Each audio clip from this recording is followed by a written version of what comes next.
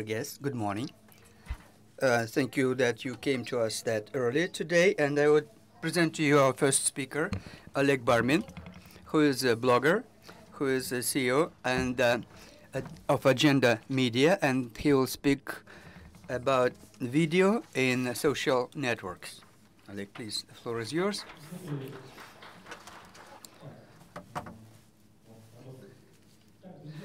So, dear friends, I would speak first about myself a little bit. Last 3.5 years, I was working with Dwine, social media communication, and before that, 4 years approximately, Ronald Core, and I was director on marketing. There was a golden time, approximately 10-15 years ago, and then later there was silver time, so to say, when growth was still continued. And I left a journal to join Beeline because I wanted to have something new. I wanted to master new media, learn how Facebook works, Contact, YouTube, and so Instagram, and others. And when I was sort of idle in Beeline, it was October, December 2016, I opened a own company, Agenda Media. I wanted at that time to do some business publication that would speak about social media and other items related to that topic. So I first created a website that would publish a lot of information about Vladimir Vladimirovich and other interesting stories. And at that time, I started also to form my own team. And in January already we had a small team, and we wanted to have to generate more traffic. So we wanted to have some traffic from social networks. We wanted to attract those people to visit our site, and there were quite a number of texts and other media that we developed to attract people, and sometimes posts of Tatiana that she did in that platform. Had quite a number of followers, and some of our employees got 7,000 subscribers or followers over one day. So probably it was lucky. We did one more video clip and 50,000, and one more video clip 150,000. And I have looked then on the number of transfers that people make from that side to like YouTube or whatever to our side. And now we focus on our own content, and we place it also in social networks. And I started to work with my team. You know, social networks is own accounts you have and also public accounts. Public is not your own. It's quite a lot of pictures, you know, that do not quite relate, and attitude is different. We decided to call this a video channel, as a TV, for example. And currently we produce approximately 40 video clips a day. It's probably 2 hours watching time in total. And this channel, Delo it is called, we launched this week together with a bank and telecom company. We share content with them in this channel. And at present I have 5 channels already operational. Russia, 4 million subscribers. All subscribers in we find in 4 social networks: Facebook, Contact, Twitter, and we are quite young, and so we started with those 4. We started actually full-time operation from 15th of March only this year. Then Agenda Video.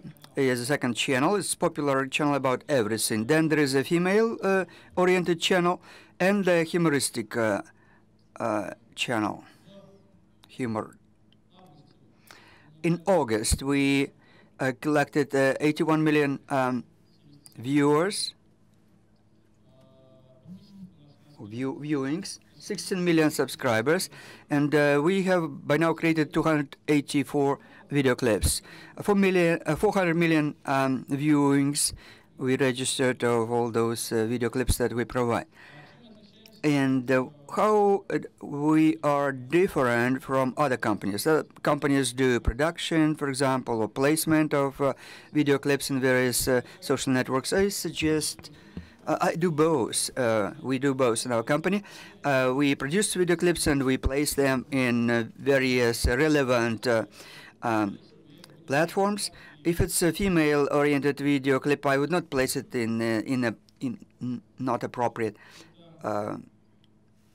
platform. So we take that into account. Here there's an example of a video clip. Which channel we use? Public channel, I mean. In social networks, we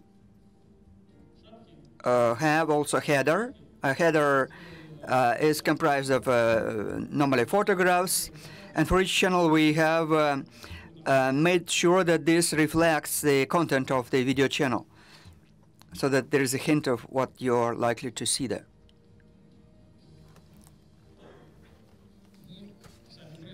We, as I said, produce our own video clips. We do also compiling of various video clips. Up to 11 seconds video you can borrow from others. It's legal. If it's not for the purposes of commerce, for earning money, it is allowed to copy and paste 11 seconds video clip. So we find a video clip that we would like to take a piece of, and then we request permission. And when we get permission, we cut it out and we will insert it in our video clip that we are creating. And we, of course, provide the overall soundtrack for audio. And we have also a schedule, like 8 o'clock news, then 12 o'clock next news item, and meanwhile, in between, there are some other video clips shown. And I have here assembled a short, very short video, which represents a day with us, day in that channel. 70% approximately, according to our statistics, people just watch it without sound because they are sitting currently in various meetings or they travel in a taxi and they switch off the sound just to watch a video. The text is very short so that you can manage to read it during the time that it is shown. And this is an example of how advertisement is placed inside our video clips. Every morning we have a short video clip about the forthcoming day. This is not probably the best example. We were sort of in a hurry to prepare this for presentation. And we could have assembled more appropriate pieces of content in, like, for example, a car-related video clip, and then the rest of the items, so that there's certain logic. But this was just ad hoc preparation. We had limited time. So it's 15 seconds to 3 minutes in duration in total. And we plan to do longer. We plan to do up to 7-minute video clips. And we want to produce more. We want to produce up to 100 video clips a day. There is still a shortage of personnel that we experience. Those people who are capable of doing video clips at short notice, editing that. If I need such an editor, video editor, at short notice, it's really hard to find. One more example of our day, what we showed during the day in the channel. So I said we started 8 o'clock with new content. People wake up, they drink morning coffee or having breakfast, and they can watch our channel to see what's new there.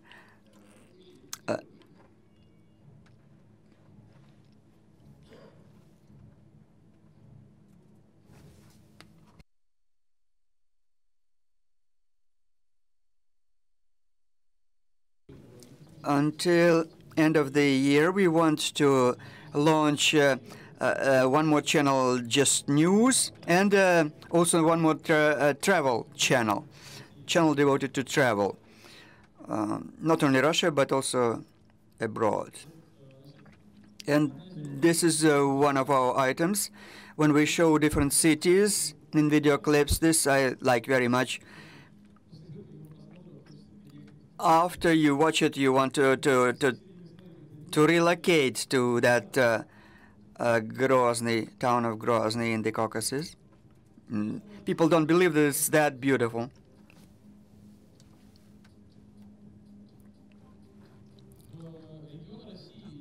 In various regions of Russia and different cities, we have a goal also to promote local tourism, like Kaliningrad, Tatarstan, Kazan, Tyumen, Samara, Sochi, and other locations. There is local effort to promote this destination.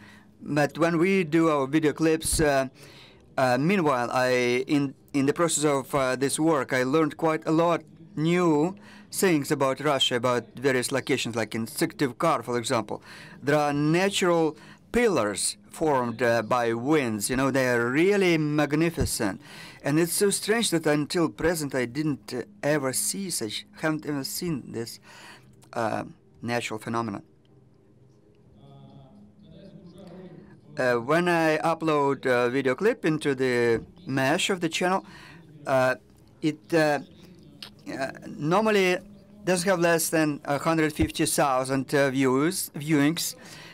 Some of the video clips are viewed 1 million and more, but 350, 500,000 views are an average numbers. And this volume of subscribers is sufficient in order to see what's happening with your video clips, how popular that or that is. If it's just 150,000, it's not very well, but there are, as I said, examples where we have much more viewings. We also made a video clip about Kaliningrad. This is a techno digest. When there was 600 views, 200 of them were from Kaliningrad.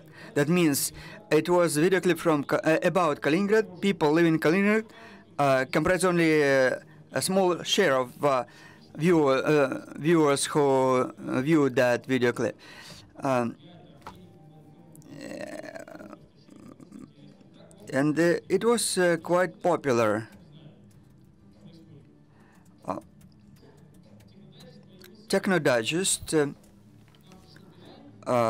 we created when Beeline came to us. They have a Beeline channel and a small public in Facebook. They issue 5 news items per day about banking, about technology. And they suggested, why don't you make, on the basis of our 35 news items a week, you could make a digest about tech, about technology. We looked at it and we really started to produce it.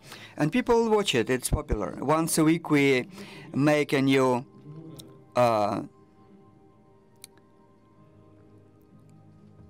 one.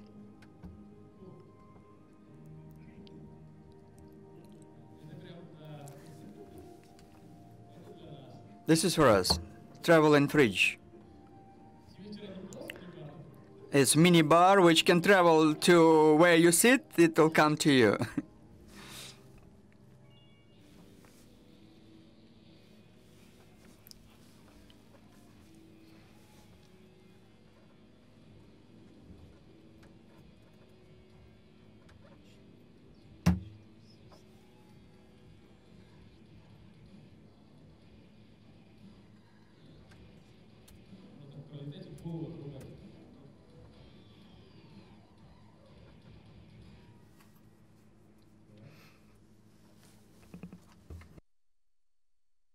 This is a grandma.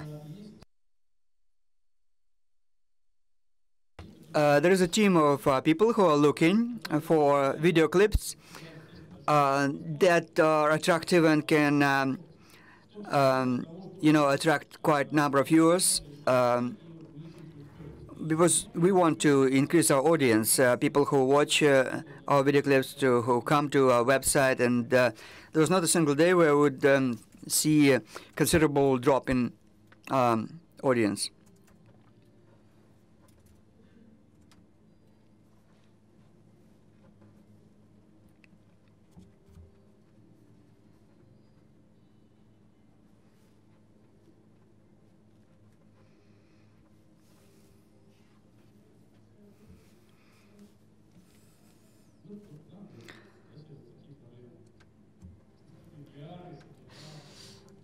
Yes, VR and all the tech, people live without it. Some people.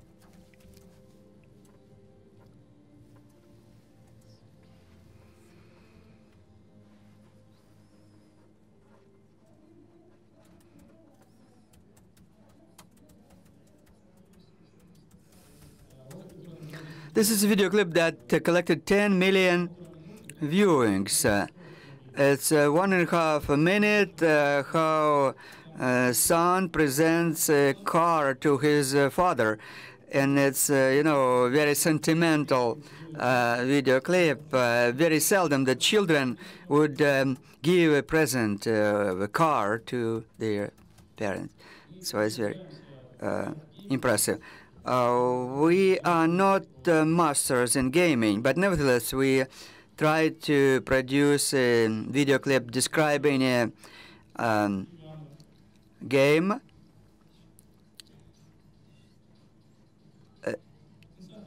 under the supervision of Ivan. I understand there's a whole world gaming. A lot of people work there. A lot of people consume that content, and of course, it's you have to really go deep into that to know what is what.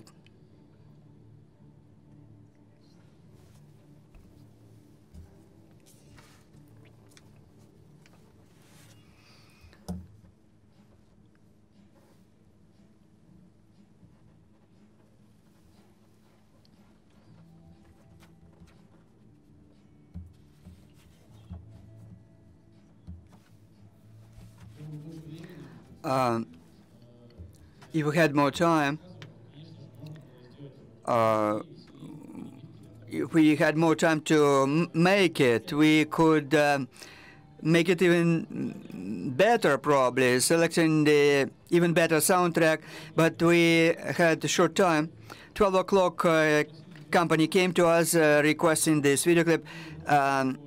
On Friday at 5 o'clock in the evening, it was already made. It's really fast, and you know how to work to deadline, and we have a great advantage that we don't take a week to do it, but we can do it in one day, maybe half day even, video clip, and then it's ready.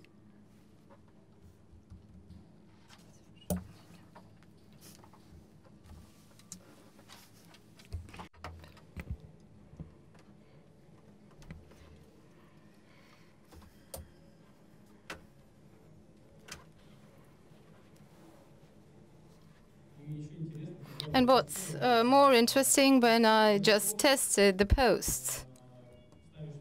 So just put the video, and all of a sudden this post has 100,000 views. Then include a reference to your agenda or media site, and that's dead, just 3,000 views, and including 2,000 are your own views because you tried to view that.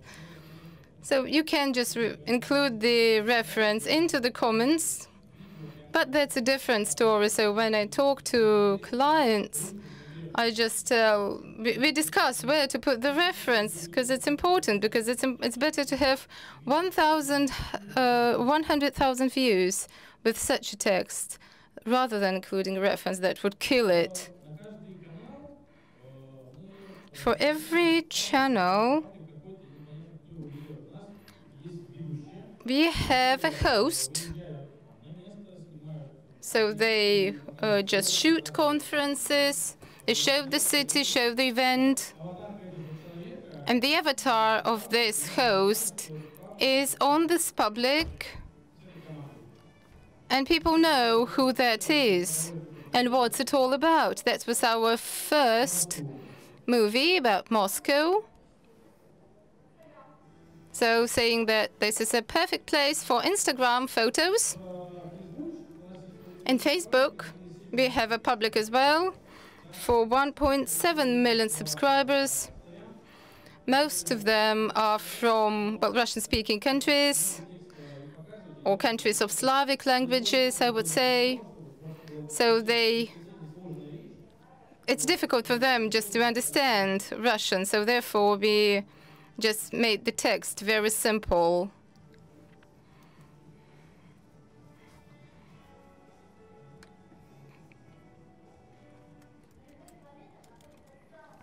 Zero kilometers at the very center of Moscow, near the Kremlin. So, and if you think about what you are dreaming, this will come true when you are there.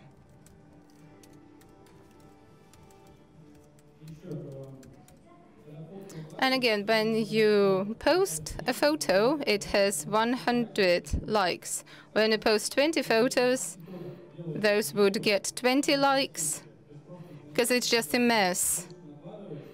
If you make a movie out of those photos and add music, that would have 1,000 likes, which means video has top priority in social networks.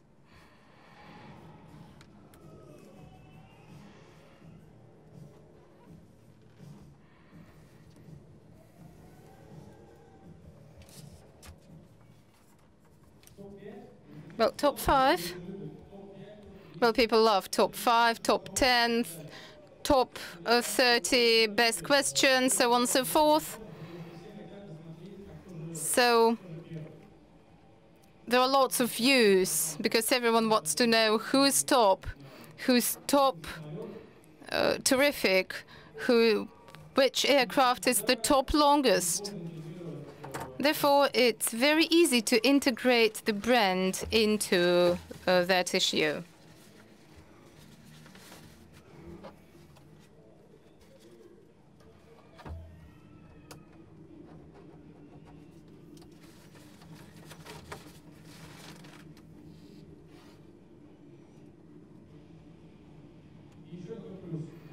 And another advantage is that, well, for example, the Kaliningrad region, we did a movie for this region and saying that instead of going to Europe for the weekend, go to Kaliningrad because it's fine there.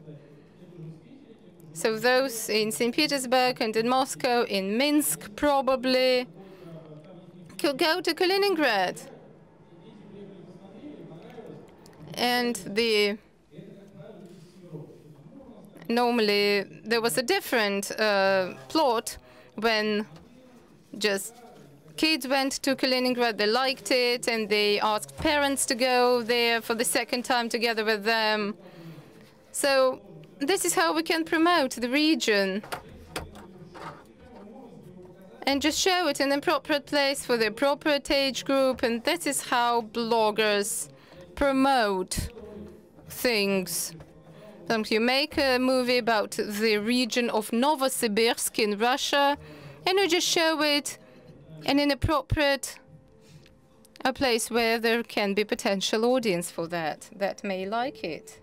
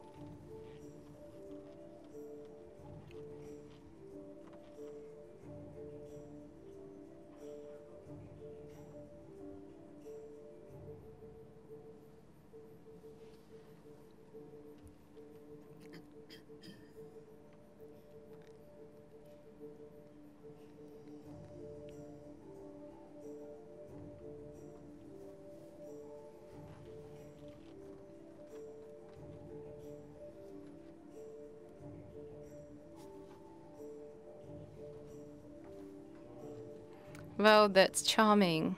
Enchanting.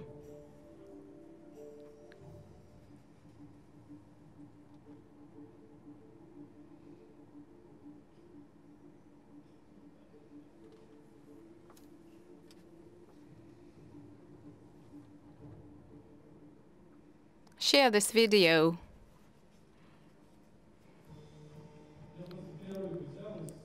Here you can see just 3 movies. I took it from a women's channel. I thought, well, we may like that. A self-taught artist. At 26, when she was 26, she became very popular. On Instagram, there is just a topic, the Instagram of the week. So the young artist has a very popular channel in Instagram. The key idea of her style is the conflict of the pure soul and its expression. So this is how she promotes freedom, freedom of personality.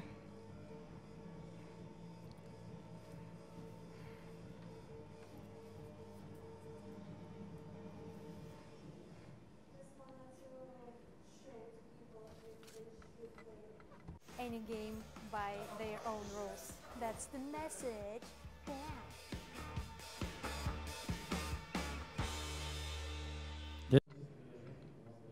Well, actually, I hate watching women channels. I just basically can't do that. This movie was one of the most popular over the last 2 months, which is obvious, actually. The night dress from Armani with diamonds. Naomi Watts wore it at the Oscar ceremony.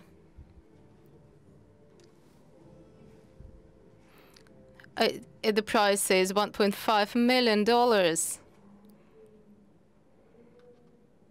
Marilyn Monroe wearing a transparent dress, singing Happy Birthday at President John Kennedy's birthday in 1962.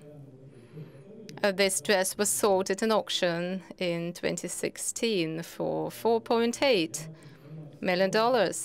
So when we just was working on this movie, I just looked through several movies like that.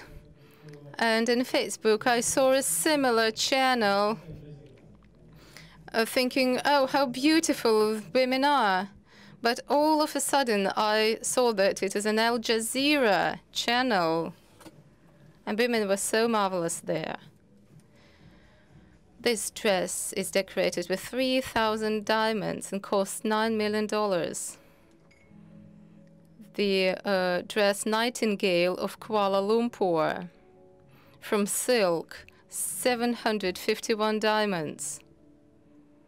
It costs $30 million.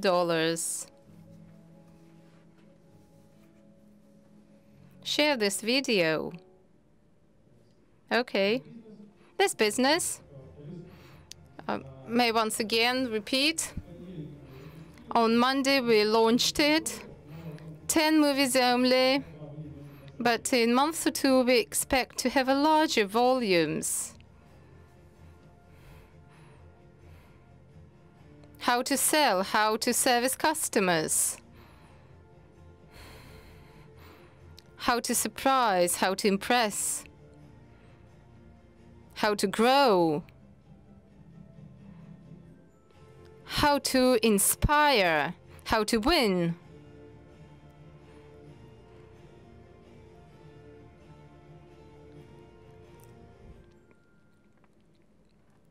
Okay? 7 rules of success. Steve Jobs.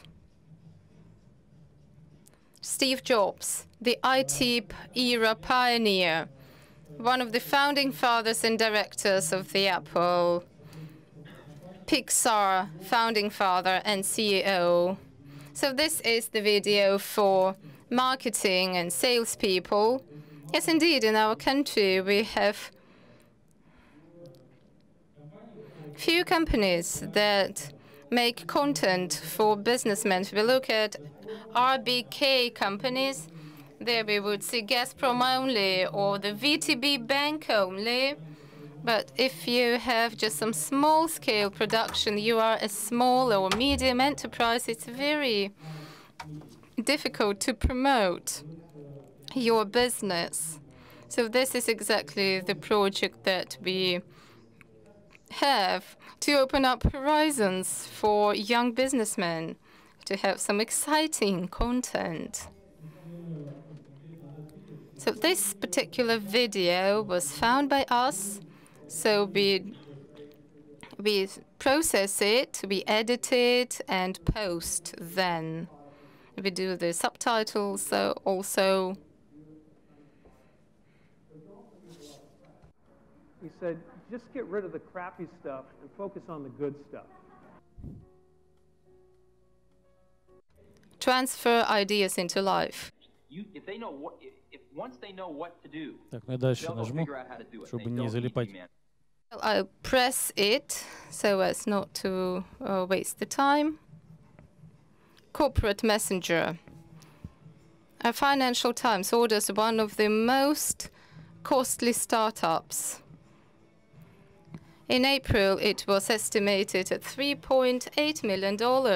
According to Stuart Butterfly, the company director, the project is growing and expanding. Last week, the company reported $2,000 revenue. Be successful, Dello. And the last video, I think 5 minutes is left. So I decided to show that it's not difficult to make videos. There's one thing.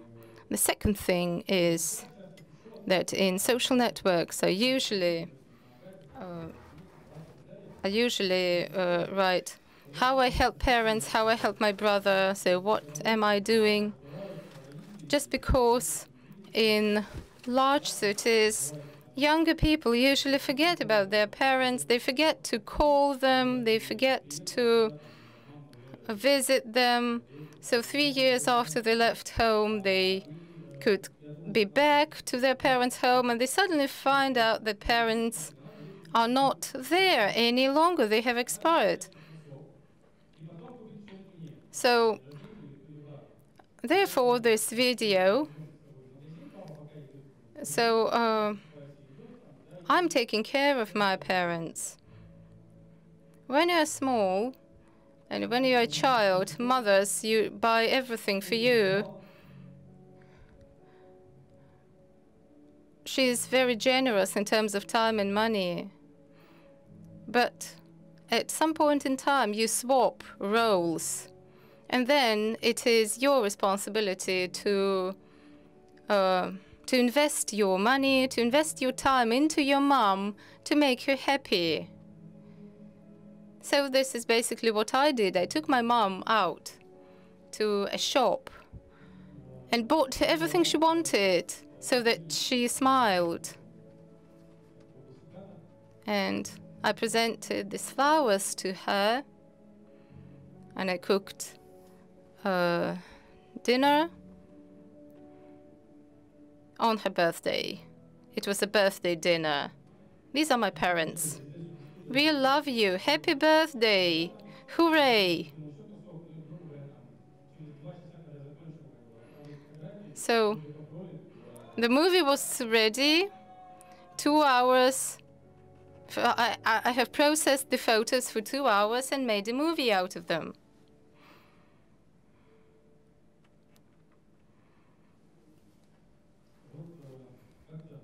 Well, this is basically what it is, friends.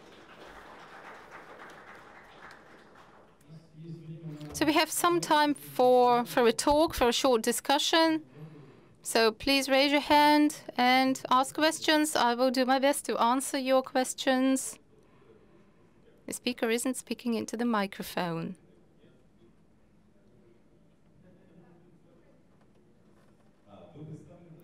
So you are in several social media, Odnoklassniki, YouTube, VKontakte. So what are your plans? Do you download all your videos to all the three social networks? Yes, exactly. This is what we do because every social network has its player. So it's very difficult to search for videos. So just download a video, a YouTube video into Facebook. It's going to have, usually, when you normally have 100 likes, but in that case, you're going to have as many as 2 likes. So you download it separately to every social network, and it has a life of its own there. And there's no other way. Hello? How do you promote your videos? By hashtags or by reposts, so to make those more popular. Well, the thing is that we have just the core videos. In Facebook, for example, we have approximately 250K subscribers. So years ago, we had as little as 20K of subscribers. So I download, then do reposting. And once I have the core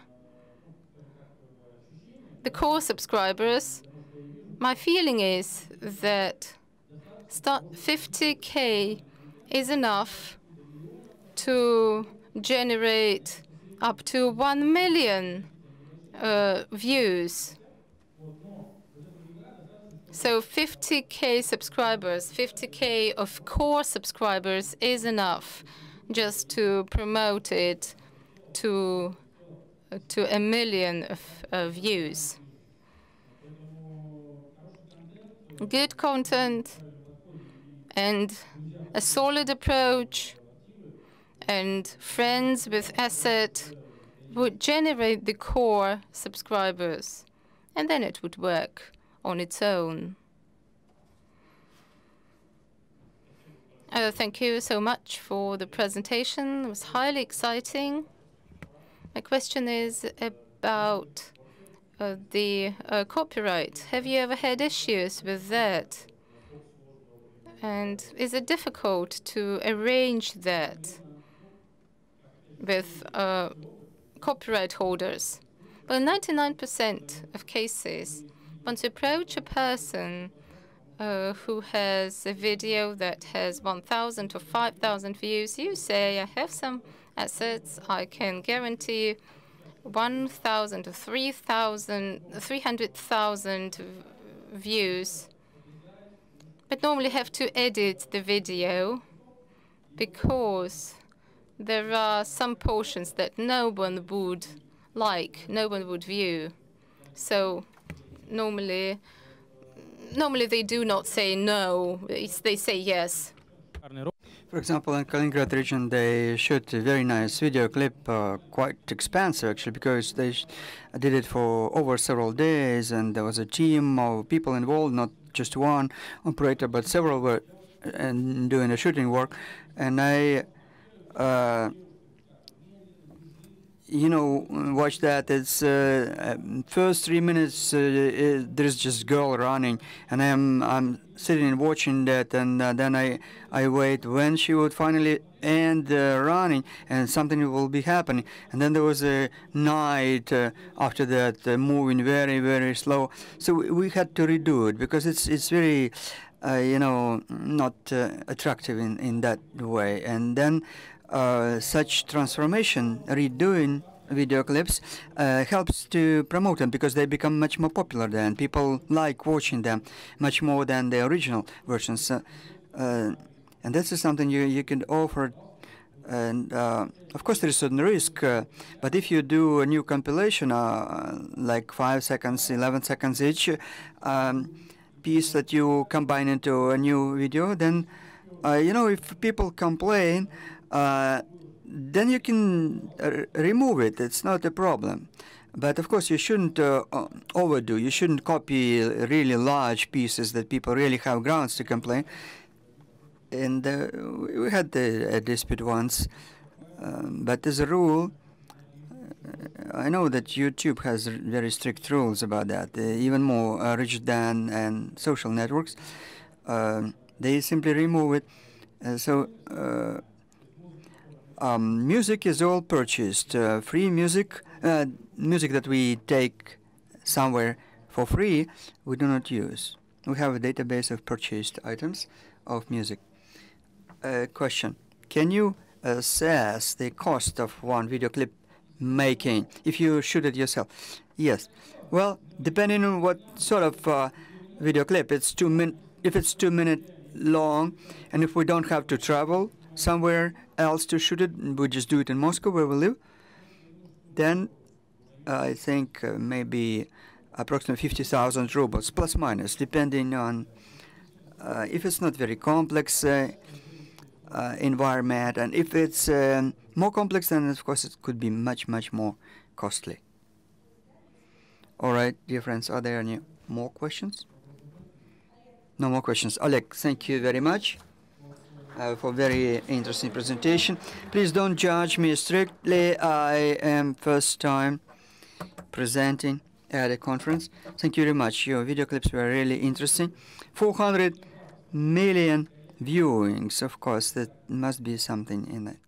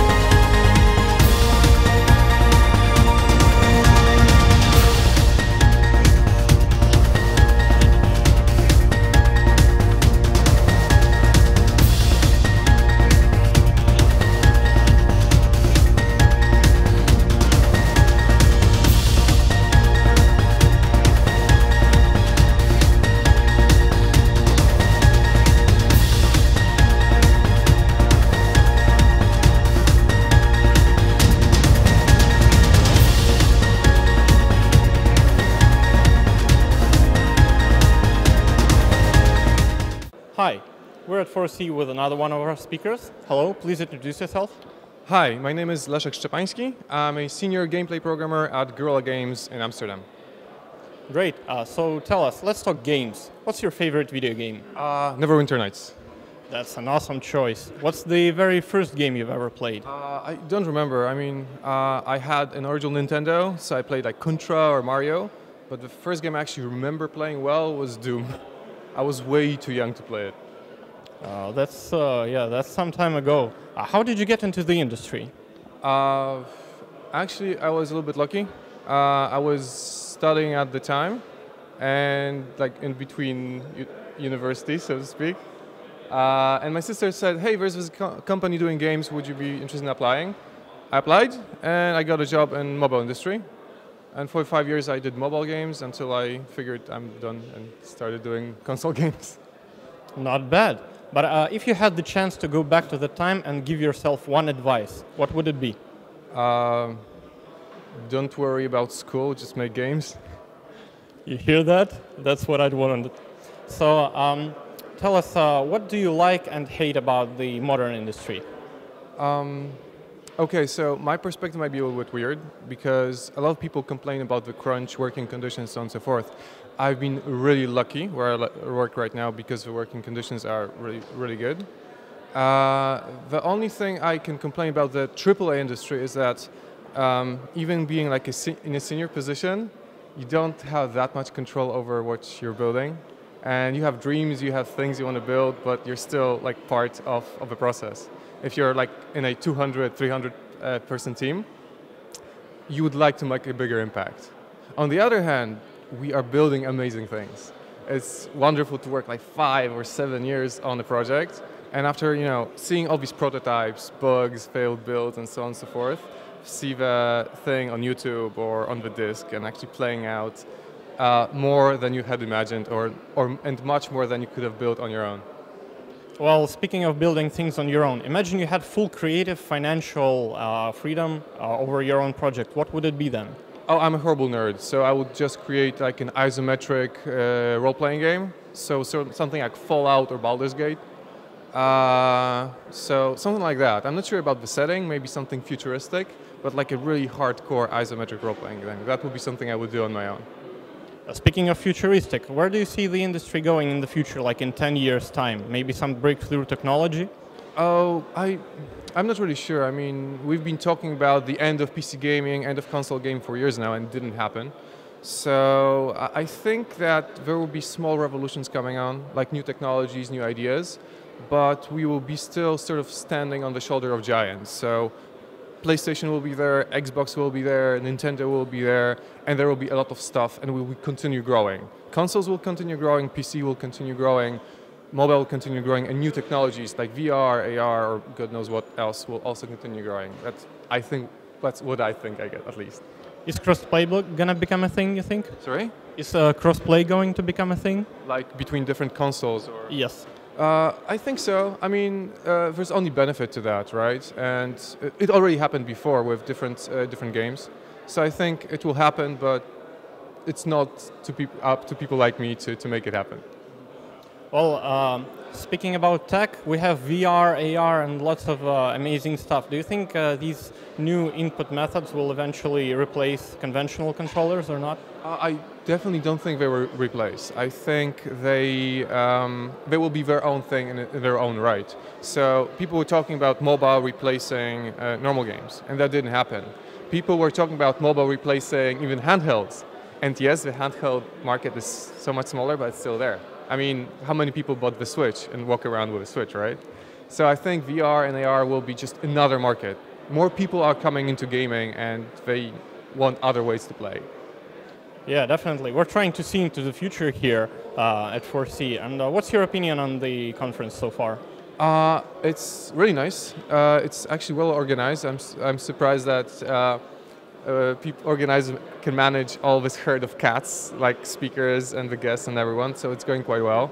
I haven't seen a lot of talks just yet, but I looked at the talk list. It seems pretty interesting. There's definitely some knowledge which I'll be able to take out of this, and I'm looking forward to that.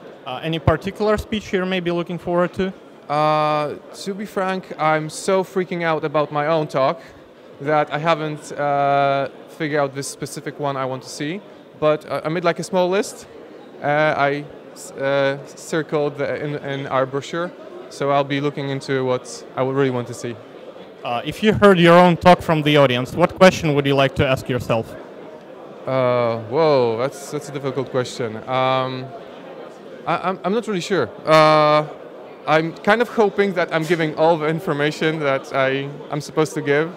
So I hope there won't be that many things unclear that will require more questions. I'll be talking a lot about component-based architecture, and maybe that would be useful to elaborate on that. Why Gorilla started with component-based architectures, why everybody's doing it pretty much. Maybe something like this. Well, hopefully you find the needed answers, and thank you very much. Thank you very much.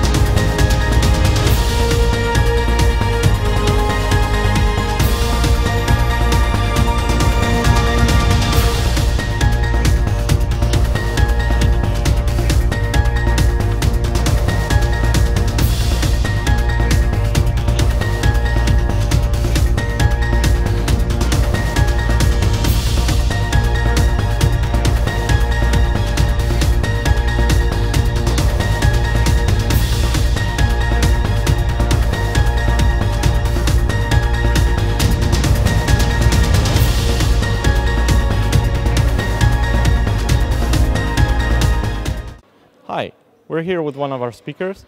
Hello, please introduce yourself. Hello everyone, I'm Alex Babko, Head of Global Special Projects at Wargaming. So Alex, tell us, what have you got to show us? Well, today and these days at 4C, like the world's best game designers, game developers are sharing their experience with everyone here at 4C. And Wargaming also introduces our best practices here, and today we show to all the attendees the new augmented reality experience that Wargaming has recently built. So basically we've taken the Sturmtiger from World of Tanks to real life, so that more people around the world can experience it, can interact with it, and that's basically what happens behind our backs. So those guys with HoloLens and with the Google Tango device are seeing the future, because they see the Sturmtiger here in at the conference, but all people around them who don't take the devices, they basically can't see that, but those guys are already seeing future. Sounds amazing, but how does it work? Technically it's a Unity-based application, but available on the Microsoft HoloLens and on Google Tango device. But from the storytelling standpoint, it's part of Wargaming approach towards preserving history, so that we take the model from World of Tanks, which is really unique in real world, so only 2 Sturmtigers left in our world. But with help of augmented reality, we bring it to as many people as possible, so that they can explore this masterpiece of engineering. So basically we can relive history with this device, don't we? Yeah, absolutely. So this experience is already available at the Tank Museum in Bovington, as well as in the Museum of History of Great Patriotic War in Minsk. And we will bring it even closer to other locations as well. Pretty cool. Can we see how it works? Yeah, definitely. So we can now pick up the Microsoft HoloLens and see what's inside, as well as maybe show to the watchers some screenshot from the tablet, where you can also experience the augmented reality. I'm standing near the Sturmtiger, a tank that has been recreated in augmented reality. It's so near I can almost touch it, except I can't because it isn't there. But I can clearly see it, I can see into every little detail of it. And there's actually a guide telling me about the story, the history of this great vehicle. I hope you can see it on the screens. This is truly amazing technology. This is the future of museums and probably a lot more. This is amazing.